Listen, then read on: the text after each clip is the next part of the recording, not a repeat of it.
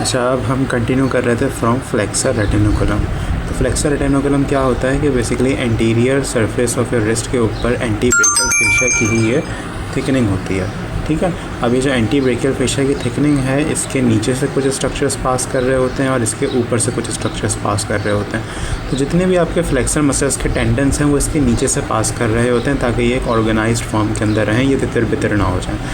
ठीक है, here you can see this is the cut section. ये आपकी कार्पल बोन्स हो गए, ये आपका आ गया फ्लेक्सर रेटिनोकुलम और इसके नीचे से सारे के सारे जो फ्लेक्सर के टेंडन्स हैं ये सब के सब पास कर रहे हैं with a nerve that is your median nerve. इसलिए जब आपके पास फ्लेक्सर रेटिनोकुलम की थिकनिंग होती है या फिर इन्फ्लेमेशन होता है तो it causes compression of the median nerve and causes it causes a claw hand. जो आपका मीडियन क्लॉ हैंड होता है जिसके अंदर आपकी फर्स्ट, सेकंड और थर्ड फिंगर जो हैं वो फ्लेक्स नहीं हो पाती हैं। और इसके ऊपर से जो स्ट्रक्चर्स पास कर रहे हैं वो आपके पास दो ही स्ट्रक्चर हैं। एक आपके पास है अल्नर नर्व और दूसरी है आपके पास ulnar artery.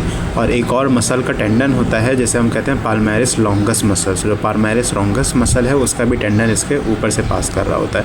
Now here you can see the attachments of the flexor retinaculum which is attached to pisiform bone, hamate bone, trapezium and your scaphoid bone. तो ये चार बोन्स का पता होना ज़रूरी है कि ये चार बोन्स आपकी कार्पल बोन्स होती हैं जिनके ऊपर ये फ्लेक्सर रेटिनोकुलम अटैच होता है और नीचे से ये जो खाली जगह बन रही है यहाँ से सारे फ्लेक्सर के टेंडन्स पास कर रहे होते हैं। फिर you can see this is your flexor retinaculum जिसके नीचे से सारे फ्लेक्सर मसल्स के टेंडन पास कर रहे हैं and a nerve that is your median nerve. और इस फ्लेक्सर रेटिनोकुलम के ऊपर से जो है आपकी पाल्मेरिस लॉन्गस का टेंडन पास कर रहा है, अल्नर आर्टरी है एंड अल्नर नर्व। तो ये जो अल्नर नर्व और अल्नर आर्टरी है वो बेसिकली गेनॉन्स कैनाल से पास कर रहे होते हैं। These are all the structures which are summarized in the table.